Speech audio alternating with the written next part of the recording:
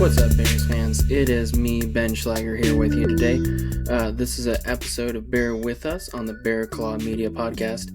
Unfortunately, could not be joined by Chris today as he actually has to do his job and earn some money. That makes sense to me. So, Chris will be fearlessly reporting on all the news for the Greeley Tribune for breaking news and whatnot. But we're going to have some fun today doing a little update on basketball, football, recruiting, reaction, and just a little bit around campus, seeing what the other sports are doing. We're going to start with that. Swimming and diving, they're having a pretty good year so far. Madison Berg just won the WAC Conference Swimmer and Diver of the Week, I believe. So shout out to them. Track and field, they're gearing up soon. They have a big meet in Chicago. They're going to have some Big Ten teams there. 40 different teams are going to be competing. That's going to really be a tone setter for the Bears. And obviously, all eyes are on Jerome Campbell as we want to see what he's going to do, see how far he can get this season. I mean, being top 10 in the country in your sport, in your event, that's amazing. And then he went on to also be top 10 in the Jamaican Olympic trials. Pretty darn impressive. This guy has a big future, and we're lucky to have him on campus. Having Jerome stick around, I mean, you don't really see a whole lot of fighting with transfer portal and NIL with all that with track and field, but man, are we lucky to have someone like him. And also on the flip side, another good season that we're looking out for Impagachi. She's already been doing a lot of records for the cross country team, so she's already starting on a hot start to her year. Looking for both those to be big performers this year for us. Golf, they are doing an invite down in Arizona right now. Not too hot of a start for the ladies so far. Right now, 9th out of 12th, but again, we look for those individual performances to really take us into the Big Sky Conference play. So we'll see what they can do as their year just getting started out. Softball, they have big trips to New Mexico and Texas coming up, but they had a really fun a trip down to Puerto Vallarta, Mexico. Beautiful place. We were personally jealous because this is a hot spot for the Emmons family, as we like to vacation down there. Really jealous we couldn't see the Bears down there, but they had a good time, as best that the Bears could be. I mean, the Bears are the jewel of the Big Sky Conference, being the champions the last 2 years, but there's only so much you can do when you're playing against national competition, and other parts of the country are just a few steps ahead of everywhere else in softball, especially in the South, especially in the SEC. Softball is only a couple steps behind football. Softball is king down there. So they played a good game against some tough teams. They had Florida State to start off, 9th overall in the country, dropped that one 1-7. Played Louisiana Tech, lost 4-9. Some good, solid hits in that game, and then went on to number 4 Oklahoma State. That one did end after just only 6 innings out of 7. So Bears got blanked 8-0 there, but again, one of the toughest teams in the country. What can you do? Bears had one more game against Louisiana Tech as kind of like a consolation game for them, and they won that one 8-4. Amazing performances in there. Morales was an all challenge leader in that one, and we had one other Bear make the all tournament challenge list. I will get that for you, Bears fans, but great performance, a lot of good hits. Whoever is running the Flow Sports highlights for us, getting those on Twitter, those were fantastic for all of us who can't subscribe to Flow Sports, well, or just choose not to, because that one is a paid service. Unfortunately, it's not. Well, ESPN Plus is a paid service as well, but most of us who have little ones are roped into that one already with the Disney Plus package and whatnot. But great performance by the Bears. Really stand-up performance across the board from Amelie, forgive me for that, Morales and Ella Gonzalez, both of them making the all-tournament list. Great performances by them. Ella had a 538 batting average, 7 hits, a homer, a double, and 5 RBIs. And Morales had a 417 average, 5 hits, 2 homers, a double, and 3 RBIs. So shout out to those ladies really carrying the Bears. And hey, got a win against an FBS type softball program, so good for them getting a win there. The other ranked wins, the other ranked teams that they lost to, you know, it's not any sweat off of our brow. Whoever the Bears see in the NCAA tournament, hopefully, we'll have a better chance than that. But good teams in that conference. Also, Louisiana Tech did upset number 4 Oklahoma State the game before, so maybe they're a little bit gassed out. But either way, we did beat a team who beat the number 4 team. So as much as that is a consolation, still a pretty cool team. Pretty cool time for the Bears, and I'm sure they had a great time down there because it's beautiful, and hopefully the ladies got some time to sightsee or at least play on the beach because Puerto Vallarta is beautiful out there. Uh, Coming back home, looking at basketball, we had a really disappointing game against Montana. There's not any way to put it. Boys team, the men's team, we had a tough faculty and dorm days game against Montana. Hyped up as a huge game, as you know something to watch for everybody who's looking at mid-major basketball. And the Bears just really came out cold. Montana's defense really cut us off. The zone defense that they're running initially put us in a hole that we just couldn't come back from. There was some good surges. The team really had a lot of fight, a lot of try in them, but ultimately it was too much to overcome. Um, Money Williams was outstanding in that game. As much pressure as we put on him, he still came away with 19 points, 6 for 10 and 3 for 5 on threes, and he was 4 for 4 on free throws. So really, just he was all over the place. He was getting rebounds. He got 8 of those, and it was a big problem for us. There was 4 other Grizzlies that registered double-digit points, and ultimately Montana played a great team game. Really hurt us in the paint. They had 34 points there. Points off of turnovers was 8, and the game was a 8-point loss. So, just from turnovers alone, Bears shot themselves in the foot. The lead only changed one time because Montana really they got out to a lead and they didn't look back. So Bears did try to capitalize as much as they could. 17 points off of turnovers, so we really did our best whenever Montana was not at theirs. But ultimately, the starters were just coming out cold. Brock Wisney, Zach Block, they're trying their best. Zach Block had some great threes. He had 3 in a row that he hit, I believe, and that was exciting. Really kept any hope alive in that game, but ultimately not enough. Jaron really striking out, 4 for 10, 2 for 6 on threes. Langston Reynolds trying his best, but with so much attention, it's hard to really get the points that you need. So him and Hawthorne were both sitting right about 50%. Just not a great day for the Bears. Overall, they did shoot 47% from the field and 48 for threes. So, pretty respectable there. But ultimately, we couldn't catch up to Montana doing 62 in both those categories. So, really got behind the ball early and dropped a very disappointing one. There was just over 2,000 people in attendance in person. So shout out to all the Bears fans filling up the bank. Just bummer it couldn't be a better game for the Bears. The Montana State being alumni night, that was a pretty good crowd as well. But thankfully, there was a better result for all the alumni.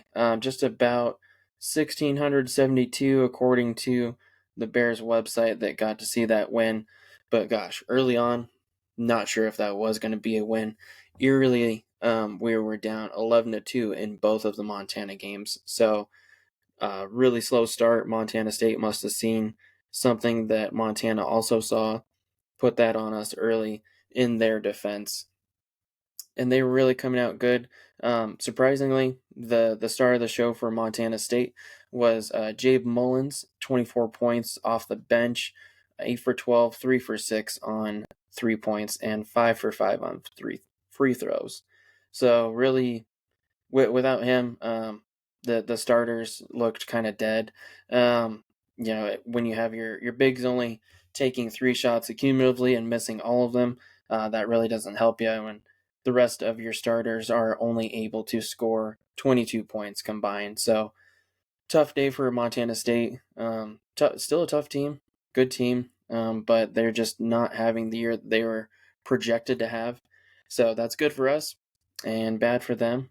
But looking at it, we had 5 people who registered double digits.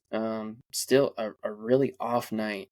This was a bad week for Jaron Riley and Langston Reynolds. Just like below 50% for both of them. Both of them sitting right at about 33% apiece for their field goal percentage.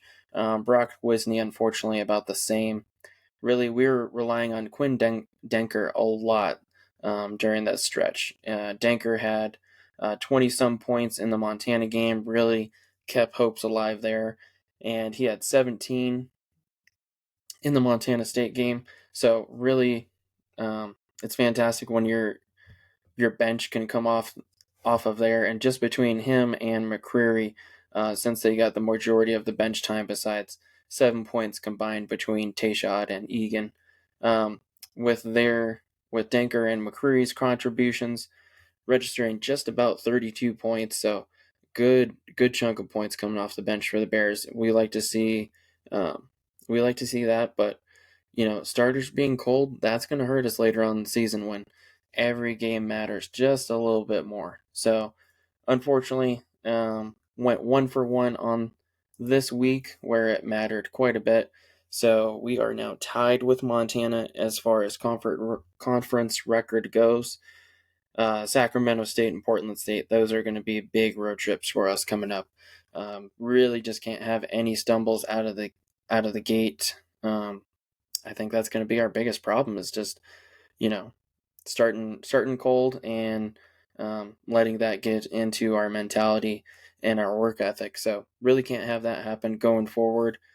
But Bears still have a very good shot at clinching the regular season title. We just have to see what happens with the next 6 games. Sacramento State, Portland State, those were scary games for us in the beginning of the year. Hopefully we can turn around and opposite effect is going to happen. The Idaho State game was a overtime game. The first time we met them, second time we met them, took care of business handily. And really the opposites for Montana games as well. So if opposites attract, we should be able to roll through the rest of the schedule pretty well.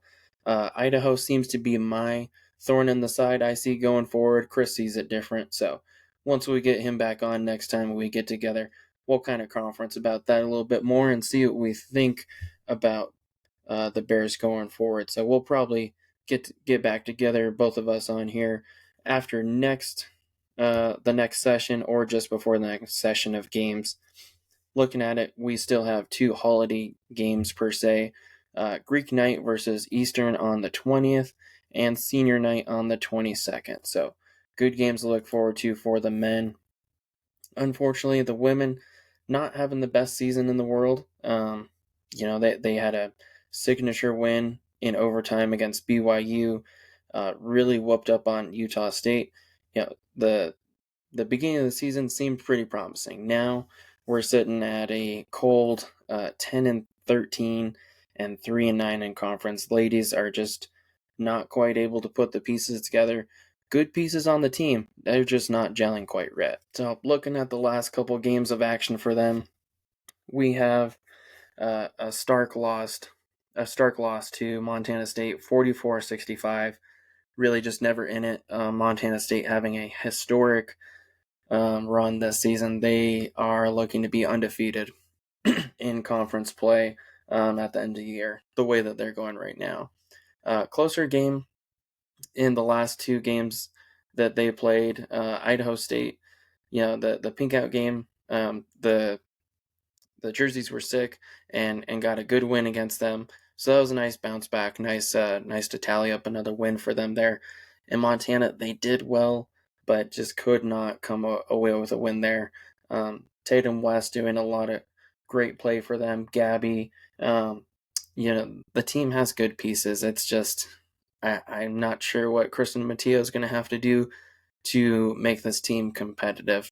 Um, the ladies transfer portal is certainly a lot different than the men's, but maybe you just need a little bit more electricity, a little bit more juice on the scoring section for the Bears, because there's good fundamentals, there's good pieces that come together from it, but ultimately it seems like there's usually just a couple players that are playing their hearts out, and everybody else is just trying to make it through the game. So, best of luck to the Bears as they host Sacramento State and Portland State. Some big games for them holiday wise. We have Kids Day slash District 6 Day on the 13th. So that should be tomorrow or February 13th, whenever this comes out. So hopefully that's a nice, packed, loud, rambunctious crowd from the Greeley school district there. And then this Saturday is going to be National Girls and Women in Sports Day slash Alumni Day. Really packing it all in there. Important initiative there, and also love to have alumni back on campus. So that'll be a fun time, and it's sponsored by Roma Pizza. So maybe there's some pretty cool giveaways. Who knows? We'll see about that. Um, and then their other holiday games that they actually have senior night and senior dance night, March 1st. Not sure why senior night is the second to last game of the season, but whatever they want to do. And I'm guessing we're also honoring the seniors on the dance team. Well, Bears, that'd be Sugar Bears, probably honoring seniors on the Sugar Bears, and maybe any of the cheerleaders that stick around for the basketball season as well. And then Bears supporting Bears, I think that's along the lines of all the teams coming out to watch the game and whatnot. And also, I think that's one of the initiatives on campus of having resources to support the Bears in whatever type of needs they have. Shout out to Bear Pantry. They just got a renovation.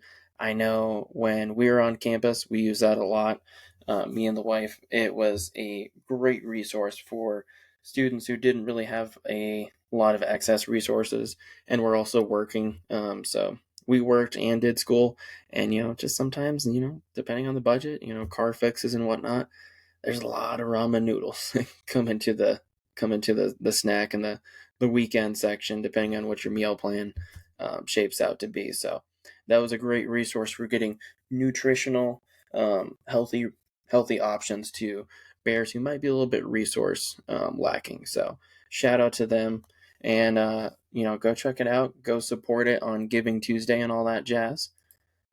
And last of all, we'll look at football very in depth when we're able to get Coach V, Simon.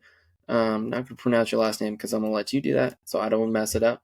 But Coach V or Simon, he's a UNC alum, and he is the lead broadcaster for those guys for Playmakers Corner. They do a fantastic podcast. They covered the high school ladies had their first season of flag football, and they covered that very extensively. Did it all sports, all conference list for them, and they do 1A through 5A for all of the tackle football throughout Colorado. Do a great job of previewing, breaking down, all that jazz. So shout out to Simon and the crew. We'll have them on, see if we can get Simon and any of his buddies to break down all of these Colorado kids. I think we had 18 Colorado kids accumulatively. There's a good list on the UNC website breaking down the signing class. They kind of muddied it up a little bit, so the transfer kids and the high school kids are on one list. So it's not 27 high school kids. unfortunately, that was a little bit confusing to a lot of fans. I know Michael High was just trying to throw out one, so it wasn't as confusing. Having like a transfer list and then a high school list. So the total signing class, I guess, because you are signing transfers as well. So it's technically correct, but Chris can correct me if I'm wrong. I think it's a little misleading, a little I don't know, a little jumbled because it's not like these kids have different levels of experience, different levels of where they're coming from. So, shout out to all the Colorado kids that chose UNC over any RMAC choices that they had and haven't looked at CSU or CU. We'll look at those guys for how many Colorado kids they actually got. I know Air Force does a little bit better, but ultimately, that's a bit of a lifestyle choice rather than just a straight up college choice. So we'll check against CU and CSU before we have that podcast with Simon, kind of see how we stack up. But I'm sure we did the best in the state besides any of the RMAC schools. Looking at it, we have, I'm just going to generalize it. There are some specialty positions put out there, like some are designated as an offensive tackle or an offensive lineman. Both of those, especially on the other side of the defense, where there's D line, D end. I think there's even a D tackle in there. I'm going to group those just as their position area rather than their specific positions, because breaking down exactly an O lineman versus an offensive tackle, I don't think there's a lot of necessary getting in the weeds on that. But as far as D linemen go, we had 7 of those picked up. We had 2 specialists or kicker punters. One comes up as a punter slash place kicker, and another one comes up as just a place kicker. So we'll see. I'm guessing more than likely Leo Blumentritt, who is coming from College of Sequoias, a JUCO, and originally is from Germany. That he will be kind of our specialist, like Hunter Green was, mostly a punter, but could back up as the kicker. And then I'm guessing that Jacob Willig, a transfer from CSU Pueblo, very good record there, originally from Fort Collins. Um, Guessing he's going to compete with Zabilia for the starting kicking job. O linemen, we have 4 of those coming in. Like I said, there is some specialty of tackle and O lineman. We'll see where they actually end up. Sometimes you get into the college scheme and you figure out you're just the right size to be a tackle or you're not. So we'll figure it out as they progress throughout the year and throughout their time at UNC. Sometimes you come in thinking you're going to be exactly this, and the coaches are like, hey, you're actually a little bit better at this. You want to try it? So we'll see where they actually flesh out to be. But 4 O linemen there, 3 receivers, 1 tight end, 5 corners slash DBs, etc., in that area, 1 running back, 2 quarterbacks, 2 linebackers. Now, this list is not everyone who has come out yet. Michael High and the group did announce when there was the signing class press conference, they did announce that there is a mid-transfer year list, which is technically different, and technically they're walk-ons that are looking to earn scholarships, but they are from other schools. It's a bit murky.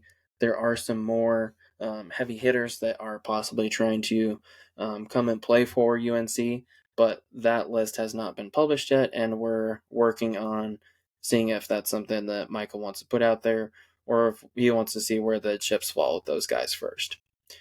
Scholarships for spring practice um, should be getting awarded out. Coach Lamb said that he was saving some back just for spring performances, just to see, if some guy really, shows out, especially those mid-year transfers, mostly being receivers.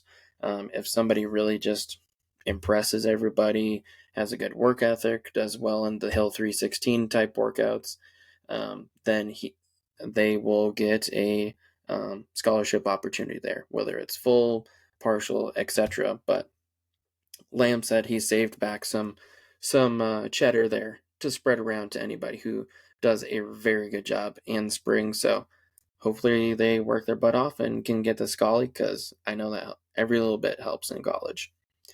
Ultimately, looking at this, I think the Bears did a good job. There are a few other players on that mid-year list or that didn't end up on this list that are floating around out there that we're just waiting to see exactly where they end up. Ultimately, it's a good class for the Bears. I think there's a lot of talent there. I think there's a lot of Colorado talent. Coming in, there is a quarterback coming from Northern Illinois. Did not have playing time, originally played in JUCO. Again, competition at quarterback is going to be necessary since we had three departures. Bianchi left, Stallworth left, and Chung is deciding about football, but I was told that he transferred, so we'll see. But potentially the quarterback room got smaller by three. Not quite sure about Keone's intentions. Haven't heard any murmurs about that one. But as far as we know, it should still be pretty solidly the Castelli show, according to Coach. Caden Box is also on the roster, so we'll kind of see where it all goes. Like the quarterback decision is far from decided, and I'm sure we won't have a clear pick on it until the very end of spring practices. Those are coming up. Not sure when Michael High is going to announce those, but I believe they were talking about the first Saturday in May could be the spring game. So we'll keep an eye on that and see if that pans out to be what Coach wants to do. Practices for spring should be open, but there's a little bit of a caveat. So we're just waiting to get the final decision on that. But most practices should be open to the public. We'll give you further clarification if everybody can go out and cheer on your Bears, and I'm sure parents and whatnot will be there, even if they have to, sit outside the chain link fence with their binoculars. I'm sure anybody who's in state will be trying to get an idea where their kid stacks up and whatnot. So go Bears. Love all the new additions, and we'll see if they can make the guys on the roster just that much better or work that much harder to keep their spot. For now, I'm going to turn it in for the night or for the afternoon, as it is about 2 o'clock on February the 12th. So signing off here. Enjoyed getting to talk to you guys, Bears fans. We'll have Chris on just as soon as he's, not trying to earn a paycheck and stuff. But have a good day, Bears fans. Enjoy.